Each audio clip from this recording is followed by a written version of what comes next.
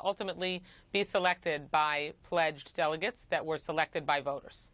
I know the Republicans, a week before the convention, their convention in Cleveland, they meet their rules committee. They come up with whatever rules they want. Is it the same thing on the Democratic side?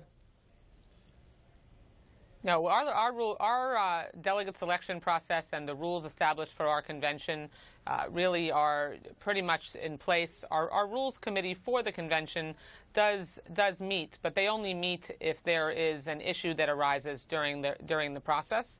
So, and the credentials committee as well. The rules committee meets, but we have basically everything already set, and we run things the way they've been run for many, many years. Now, we've had, just to make sure that everyone understands, on the so-called superdelegates, the unpledged delegates, we actually in 2008 had, and before that, had over 1,000 unpledged delegates. And after the 2008 election, you'll remember that Jim Clyburn, my colleague in Congress, led the Change Commission, which ultimately, under my tenure, pared down the number of unpledged delegates to only 15% of the total. So now it's even less likely than it was before that they could actually make a difference in the outcome.